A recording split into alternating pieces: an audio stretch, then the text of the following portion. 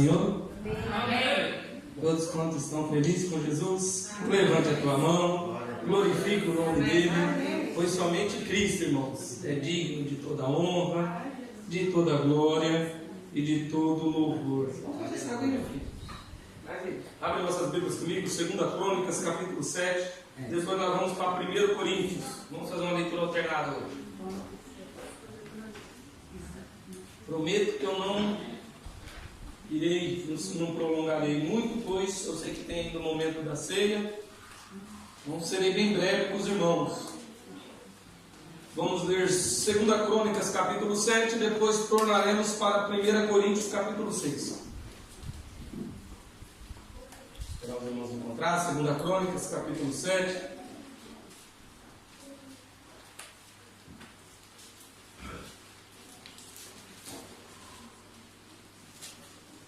Amém? Amém. 2 Crônicas, capítulo 7, versículo 1 ao versículo 4, diz assim: E acabando Salomão de orar, desceu o fogo do céu e consumiu o holocausto e os sacrifícios, e a glória do Senhor encheu a casa. E os sacerdotes não podiam entrar na casa do Senhor, porque a glória do Senhor tinha enchido a casa do Senhor. E todos os filhos de Israel, vendo descer fogo e a glória do Senhor sobre a casa, encurvaram-se com o rosto em terra, sobre o pavimento, e adoraram e louvaram ao Senhor, porque Ele é bom e porque a sua benignidade dura para sempre. E o rei e todo o povo ofereciam sacrifícios perante ao Senhor. Versículo 5. E o rei Salomão ofereceu sacrifícios de boi, 22.000, e de ovelhas, 120.000. E o rei e todo o povo consagraram a casa de Deus. Versículo 14, versículo 15.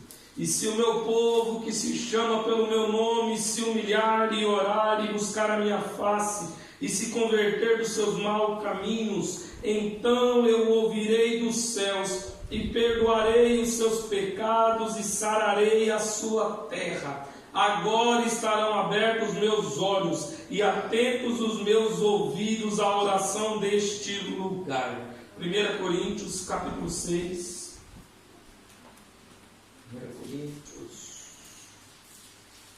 1 Coríntios, capítulo 6. Versículo 19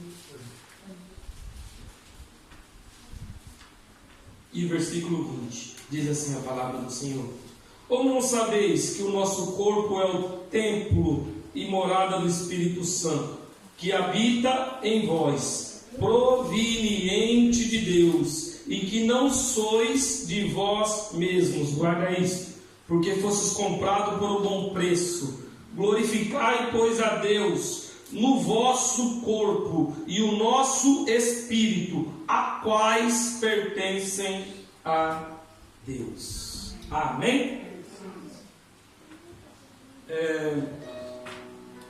Salomão, logo quando assume o seu reinado, ele assume com uma incumbência que o seu pai Davi não conseguiu concretizar.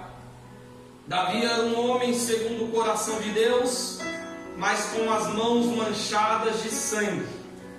Por suas mãos ser manchadas de sangue, Deus não permite que Davi faça algo que ele colocou em seu coração. Mas Deus dá autoridade para que Davi pudesse, mesmo não estando em vida, ter projetado aquilo que seria chamado como a casa de Deus. Davi faz toda a maquete, monta toda a estrutura, se assim eu posso dizer, e dá de mãos beijadas a Salomão: Meu filho, tu vai assumir. Eu não pude fazer isso para o meu Deus, mas tu pode. Está aqui toda a instrução, está a planta da casa. Faça este templo, construa com toda honestidade, com todo amor, porque ali Deus habitará. E Salomão faz tudo segundo a voz do seu pai Davi. preparou os utensílios com amor, preparou o templo com amor, preparou o véu com amor, preparou toda a casa conforme as instruções que foi lhe dada. Preparando ele toda a casa, ele precisava fazer a inauguração daquilo que seria chamado como a casa de Deus. Salomão prepara um belo de um culto, manda que os cantores fossem se preparar, Asaf, juntamente com seus filhos, e se prepara o conjunto para adoração a Deus. 125 sacerdotes ficam preparados para poder ver o mover de Deus, recebendo a casa que o homem tinha feito. A preparação foi tão pura, a preparação foi tão bela, que quando Asaf, juntamente com seus filhos, inicia aquele coral, a Bíblia diz que eles cantavam uniformemente, de uma tal maneira que mexe com o coração do Eterno, que não precisou iniciar a ministração, que nem ministração teve. A alegria de Deus de ver Salomão juntamente com aquele povo de Israel fazer aquela obra foi tão grande que a glória pairou sobre o templo. Os 125 ministros que estavam esperando a sua oportunidade não puderam permanecer de pé, pois a glória de Deus encheu toda a casa de uma sobremaneira que não houve ministração naquele culto, pastor. Houve apenas o louvor e o derramamento da glória de Deus. Logo após este início, Salomão faz uma oração pedindo instrução de Deus para que pudesse conduzir aquele povo. Deus se agrada dos feitos daquele homem, da sabedoria que nunca houve e nunca haverá homem na terra, tirando Jesus, com a sabedoria que houve Salomão. E Deus decreta, no reinado de teu pai teve sangue, no teu haverá paz, pois tenho eu agradado de ti, e a paz paira sobre Israel. Não tinha mais guerra, não tinha mais batalhas, pastor, muito pelo contrário, tinha um rei reinando segundo a vontade de Deus, um povo obedecendo o pastor, e tinha as demais sociedades contribuindo para que aquele reinado fosse segundo a vontade de Deus. Por que tudo isso estava acontecendo, pastor Juliano? Porque Salomão se preocupou em chamar a atenção de Deus para si. E quando fazemos isso, meus irmãos, quando nós não deixamos as coisas do mundo, as coisas alheias, os problemas, as demais coisas tirarem o nosso foco e prestamos atenção em chamar a atenção de Deus, Deus desce na terra, Deus faz segundo as nossas súplicas e dá ainda mais além daquilo que pedimos ou pensamos. A vontade de Salomão foi chamar a atenção de Deus para a sua vida, mas sabia ele que para isso acontecer, alguns pré-requisitos tinha que ter. Ele monta um altar no segundo culto. O primeiro foi 1000 bois, foi 1000 ovelhas de sacrifício. E ele fala: agora eu quero tentar surpreender a Deus. É impossível, mas nós podemos tentar. Aleluia. Você sabe o que eu comparo? Uma criança, quando ela quer surpreender o seu pai e a sua mãe. Eu vou até revelar algo aqui. Aleluia. Meus filhos, de vez em quando, eles querem brincar de assustar tanto eu e tanto a Kézia, né? E nós sabemos o que ele vai fazer. Aí, às vezes eles entram debaixo da cama, desligam a luz ou fecham a porta do quarto. Aí quando pensa que não, ou dá uma batida debaixo da cama, ou gruda no pé do outro, a gente dá um pulo para cima. Meu Deus, o que está acontecendo? Aquele susto danado. Mas você não assustou? Mas na verdade você está fazendo isso para quê? Para agradar o seu filho. Você sabia o que ia acontecer. Você sabia o que ele ia fazer. Mas você queria ver ele fazer. Não tem como nós surpreendermos a Deus. Mas o Pai fica lá de cima, sentado no seu trono, olhando e falando: eu quero ver o que ele vai fazer para chamar a minha atenção. Ele sabe o que você vai fazer, ele sabe da tua capacidade, mas ele fica de lá, eu estou esperando, não tem como surpreender, mas eu creio que o pai até levanta e fala, eu sabia que meu filho ia fazer isso. Chama a atenção do pai para si. Glória a Deus. Tinha sido 1.000 sacrifício, agora ele muda a ficha, vou pegar 25 mil, eu quero fazer algo grande. Eu creio que a sociedade falava, você está louco? 25 mil cabeças de boi, isso aí para matar vai ser difícil, para cortar, para fazer o local vai ser pior ainda. Você tem certeza, Salomão? Tem.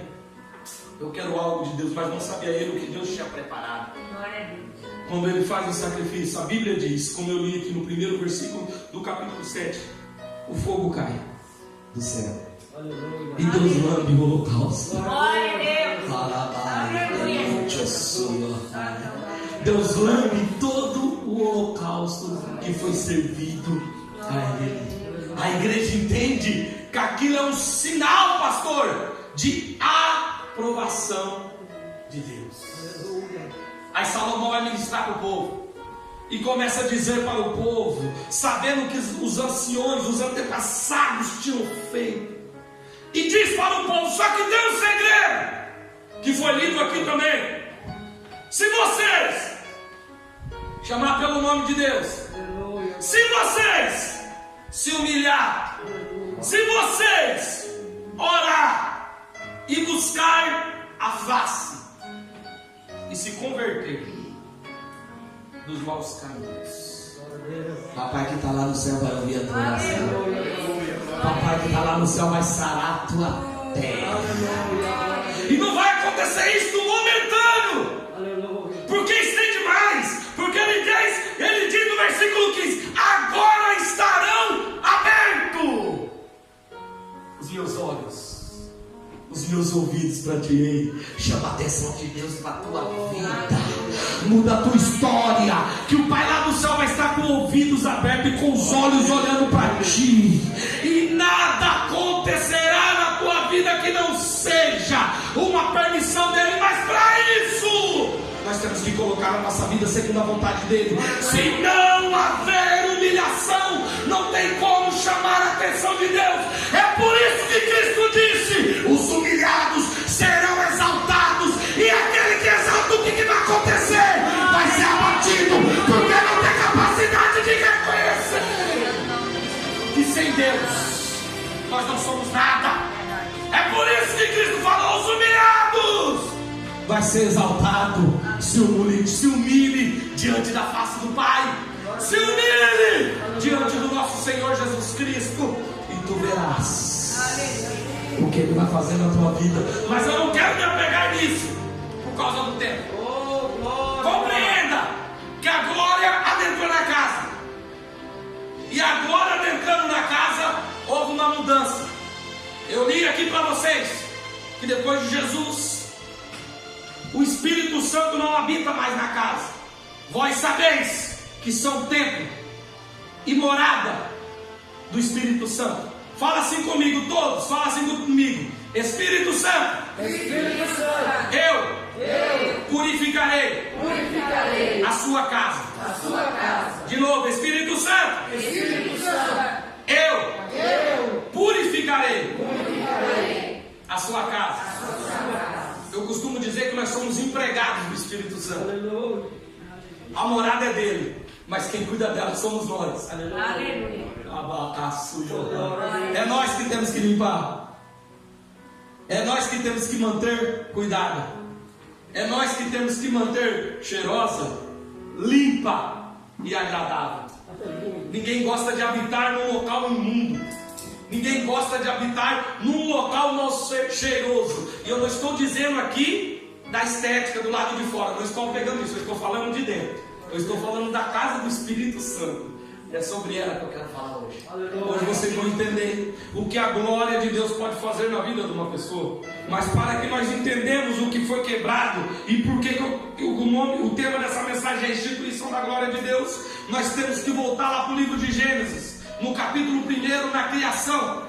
A criação foi a queda, logo após veio a queda do homem. A queda do homem foi porque Deus criou o céu, Deus criou a terra, Deus criou os animais, Deus disse haja luz, haja água, e assim sucessivamente.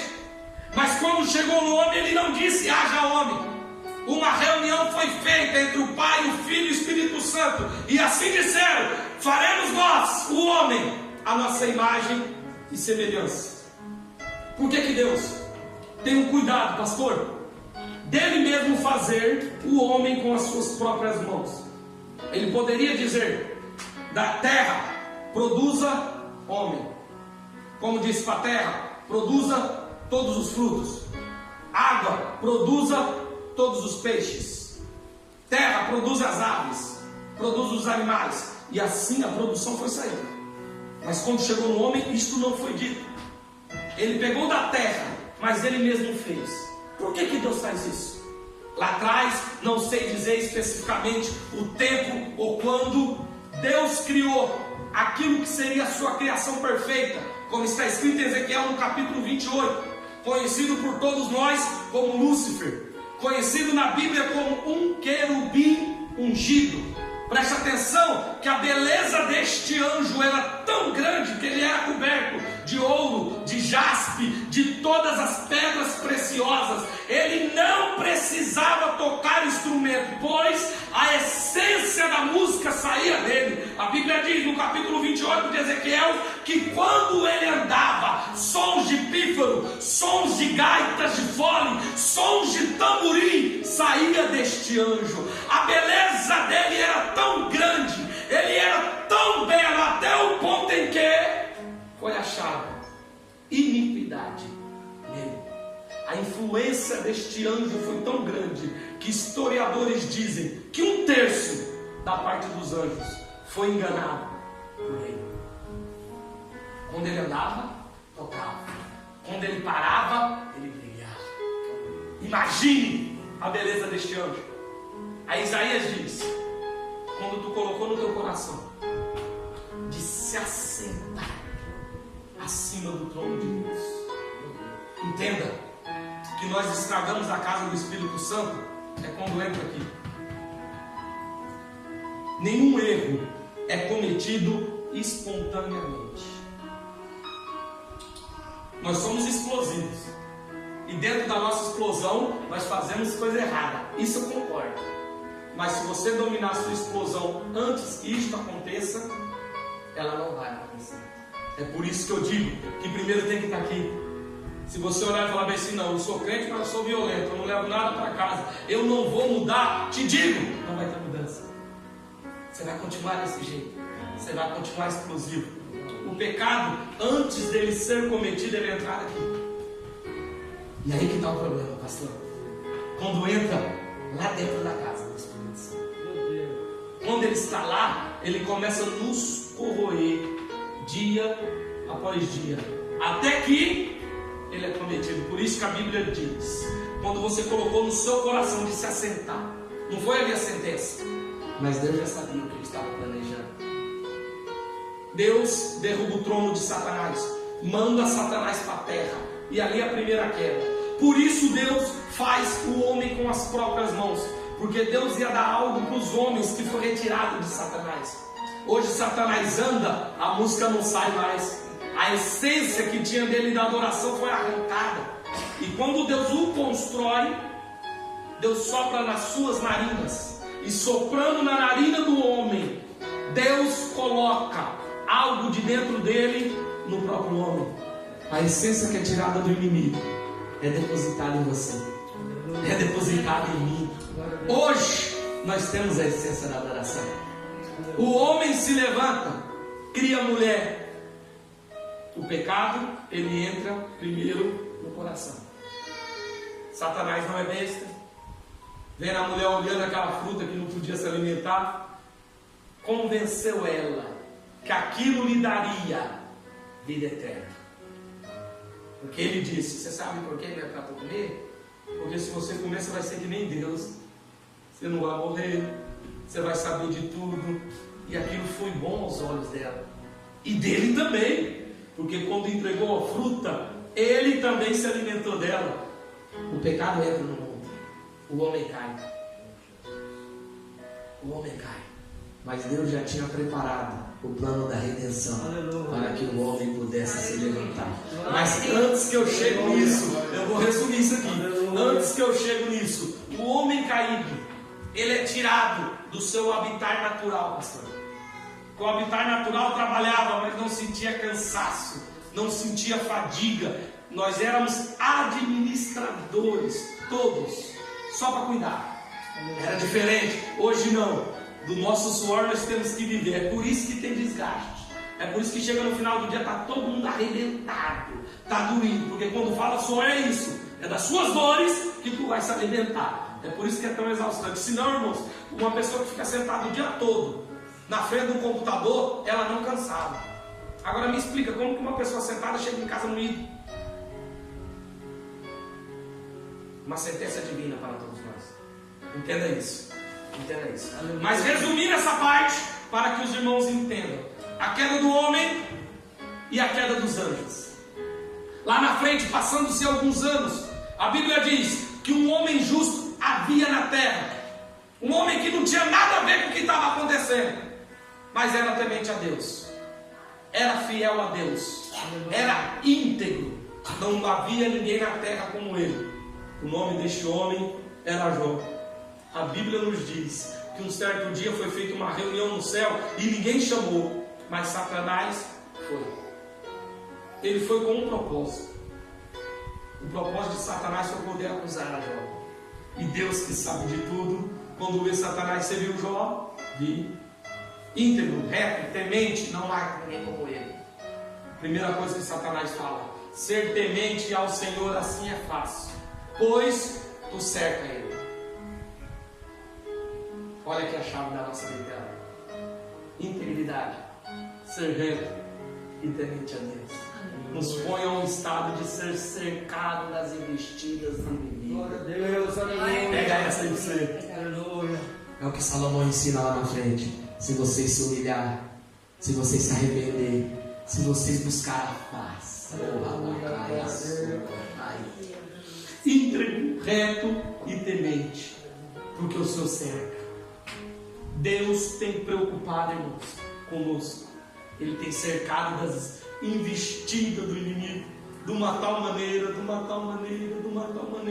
que nossos olhos não conseguem enxergar e a nossa mente não consegue compreender o que Deus tem batalhado por amor a ti e por amor a mim.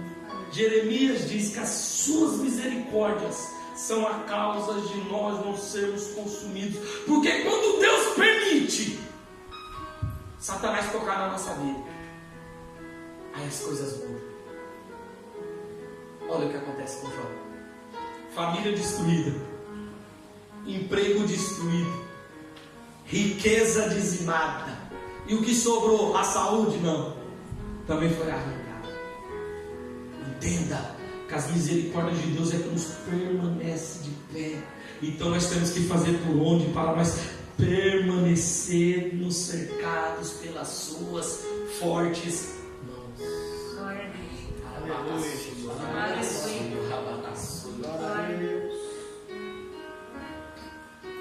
Romanos capítulo 3, versículo 23 diz que por causa do pecado o homem foi destituído da glória de Deus. Ezequiel no capítulo 8, Ezequiel conta que teve uma visão, que um homem aparece para ele, e este homem era uma aparência como fogo, desde os seus lombos até os seus pés, e o aspecto deste homem que ele vê era como o resplendor. De repente esse homem toma Ezequiel pelas mãos, e espírito o arrebata e leva ele para que pudesse mostrar o que estava atrapalhando o seu povo. Eu disse para vocês que nós somos a casa. Ezequiel é levado, e quando ele vê em si, Deus o coloca na porta do templo. E ele olha o templo como estava, e ele olha todo o povo adorando a Deus, e ele olha toda a liturgia, pastor. Aí ele olha dentro do templo. Quando ele entra, ele chega, ele olha para a porta do templo. Quando ele olha para a porta do templo, ele vê que a liturgia estava toda sendo feita, mas a glória de Deus permanecia para o lado de fora. Aleluia. Ezequiel vendo aquilo pergunta para aquele homem: por que a glória está para o lado de fora? Aquele homem diz: irei te mostrar as abominações do meu povo, do povo de Deus. Irei mostrar para você agora, Ezequiel. E ele toma Ezequiel e leva Ezequiel para um local. E no local que é colocado Ezequiel, havia um buraco. Ele olha para Ezequiel e fala: agora cava, meu filho. Agora cava. Entra mais dentro do profundo que você vai ver o que está te atrapalhando da glória entrar dentro da tua vida. Aí Ezequiel começa a cavar. Aí Ezequiel começa a arrancar tudo que não prestava, tudo que estava ali prendendo para que ele pudesse enxergar. Quanto mais Ezequiel tirava, mais aquele homem dizia: cava, Ezequiel. Cava, Ezequiel. É aquilo que está lá dentro escondido, que está atrapalhando a glória envolver a tua vida.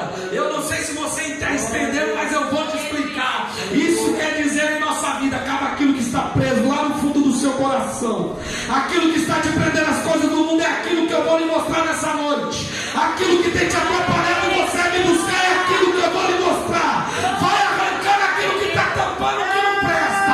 Vai tirando tudo, Ezequiel. Vai tirando de repente. Ezequiel enxerga uma porta. E quando ele vê aquela porta, ele diz: abre e vê. Apocalipse capítulo 3 diz: eis que estou à porta. Eis que estou batendo. Mas é você que tem que abrir a porta. Para a porta ser aberta, nós temos que cavar. Temos que arrancar tudo que não presta de dentro do coração. Abra a porta. Abra a porta. Porque é aquilo que está escondido, que tem te atrapalhado. Hoje estamos num culto de ceia. Você segura aí. É aquilo que está aqui dentro que tem nos atrapalhado.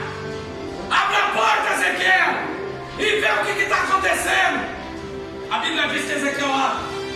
Versículo 8 do capítulo 8 de Ezequiel. Então ele vê as abominações que estavam lá dentro. Ele olha homens se prostituindo, mas não eram com mulheres, mas elas se encurvando em outros deuses. O que são estes deuses, pastor Juliano? Esses deuses são tudo aquilo do mundo que nos retira da presença de Deus. Naquela época foi tipificado em outras coisas. Nos nossos dias atuais é aquilo que o mundo nos oferece. Ei, Satanás não vai te oferecer nada que é mal aos seus olhos. Entenda isso. Você acha que o inimigo é besta? Vai chegar e falar assim: ó, isso aqui vai te levar à morte. Você vai querer? De jeito nenhum. O prato que ele prepara é aquilo que você mais deseja. Se você gosta de picanha, é uma picanha, mas é uma picanha que te levará à morte. Se você gosta disso, é aquilo. Ele sabe os nossos pontos fracos. Ele sabe o nosso desejo. O problema de Eva que queria a maçã, e ele trouxe para aqui a mais bonita. Eu creio que é a mais bonita que tinha lá, pastor, a mais brilhosa, porque ele traz algo que aos nossos olhos parece ser bom. É isso que o inimigo nos prende ao mundo.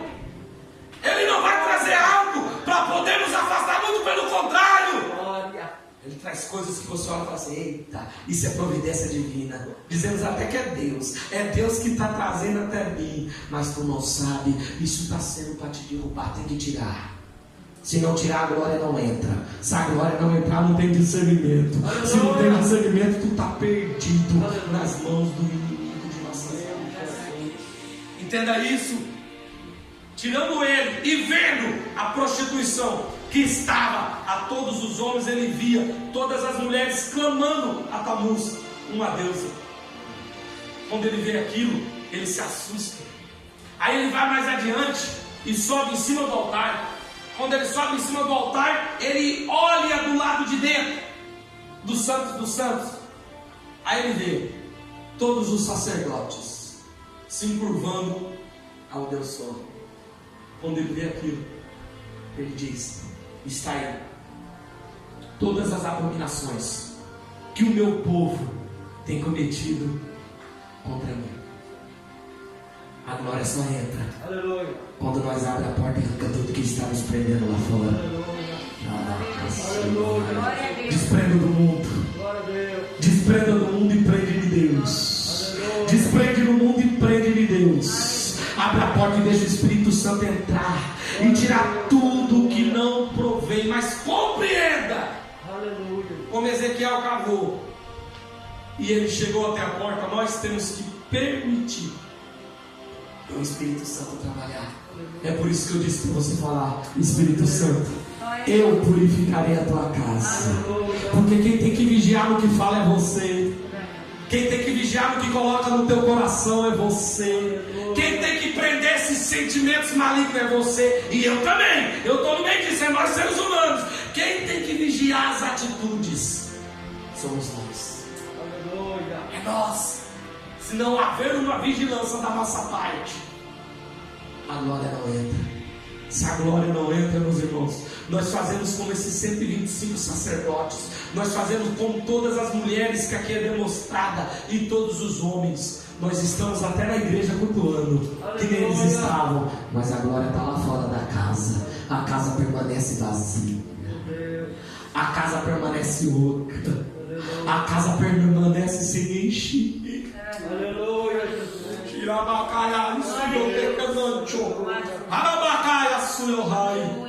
Compreenda algo antes de ceiar. E aqui eu já estou encerrando. Compreenda algo antes de você ceiar. A mudança é você que escolhe. Ah, pastor, mas não é Deus que muda? É, mas é você que escolhe. Se tu vai permitir Ele te moldar, ou se você vai permanecer da mesma maneira que você está. Estava conversando com a Joyce esses dias e nós falamos sobre perdão. E eu falando para ela sobre algumas situações que eu passei na minha vida. Vou contar aqui para os irmãos um resumo. Estava dirigindo uma igreja grande, tinha 148 membros e tinha um grupo que estava armando contra mim. E eu sabia que eles estavam armando. Eles armavam e vinham me abraçavam. Você sabe como que eu fazia? O que você fez, pastor? Você eliminou eles? Você deu ele na mão de Satanás? Você não dava oportunidade? Que muitos eram cantor, outros eram líder de jovens, outros eram líder de adolescentes. Você tirou todos do cargo? Não, muito pelo contrário. Eu entreguei na mão de Deus e continuei tratando da mesma maneira que eu tratava os demais. Estava falando para ela: quando você perdoa as pessoas que te perseguem, Joyce, isso não quer dizer que você é besta, que você é fraco, muito pelo contrário. É uma demonstração para os demais que você é forte. Você demonstra isso perdoando, pastor, limpando aqui dentro. Porque quando você decide limpar a casa do Espírito Santo, o único beneficiado é você. Porque a glória entra dentro. Aí a purificação vem. Aí a nova história vai acontecendo. Aí você começa a ser íntegro. Aí você começa a ser reto. Aí você se torna um temente a Deus. Aí Deus lhe cerca de todos os maus.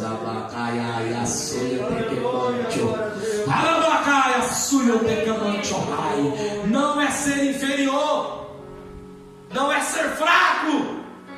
Quando você permite o trabalhar de Deus na sua vida, quando você não reage com algumas situações adversas. Não estou dizendo que você ser aqui é tamborete de Satanás, não, e deixar todo mundo te bater, te xingar. Não é isso, não. Não me entende mal. Não estou falando isso. Mas tem maneiras de nós vencermos as nossas batalhas. E uma coisa eu te garanto: com as suas próprias mãos tu não chegará em lugar nenhum, mas com as mãos daquele que vive. Peço para a igreja que se coloque de pé. Com as mãos daquele que vive, a vitória é certa. Se estão te perseguindo, ore por ele. Se estão te caluniando, busque por ele. Se estão querendo te destruir, se você puder, ajude ele. Demonstre que você não é como o mundo, que você tem permitido o Espírito Santo de Deus trabalhar na tua vida e deixar você uma pessoa melhor. Isso é só se nós deixarmos a glória entrar. Senão ela fica lá na porta. Como Ezequiel viu, nós está até dentro do culto, nós já está até cantando, nós estamos até fazendo tudo, pregando e assim vai. Mas se a glória ficar do lado de fora, de nada está adianta. A glória tem que estar aqui dentro. Glória a Deus. A glória tem que estar aqui dentro. A casa tem que estar limpa. Tu tem uma responsabilidade de manter essa casa aqui purificada. Purifica a casa. Limpa a casa, tira tudo que não presta de dentro da casa. Ah, pastor, e os pensamentos maus? Os pensamentos podem até vir, só não pode ficar dentro do coração, porque ele vem, mas o duro é quando entra aqui. Então o que eu faço quando ele vir, pastor? Clama o sangue de Cristo que você vai limpando a casa, você vai tirando. E quando dá vontade de esganar, pastor, clama o sangue de Jesus que ele vai te dar força, você vai tirando. E de batalha a batalha nós chegaremos à vitória. Enquanto suas cabeças no seu lugar, que eu já passei do horário, deixa eu fazer aqui uma oração. Pai querido, Deus santo e poderoso, eu te louvo e te agradeço, ó Pai, por esta oportunidade que o Senhor tem me dado de poder falar do seu amor nesta noite, Senhor. Nós ministramos aqui segundo o Senhor colocou em nossos corações, ó Pai, que sem a sua glória nós não somos nada. Ela tem que adentrar dentro de nós e nos purificar, ó Pai. Assim eu te apresento cada um que aqui está, Senhor. Aquele que está com o coração aberto, está permitindo o Senhor trabalhar em suas vidas. Adentra dentro dessas vidas, ó Pai. Transforme, mude os caminhos, pois somente o Senhor, Pai, pode nos escrever uma nova história. Nos transforme pessoas melhores, nos transforme pessoas que possam compreender, papai querido, o mal que muito tem feito conosco, Senhor. Nos torna pessoas que são capazes de perdoar, nos torna as pessoas que são capazes de amar, mesmo aquele que não nos ama, Pai. Que nós sejamos capazes a cada dia de poder estender a mão, pois bem sabemos que só assim, ó Deus, podemos aproximar do Senhor cada dia mais. Em nome de Jesus, eu te apresento a tua igreja, ó Pai, e o teu povo, em nome de Jesus.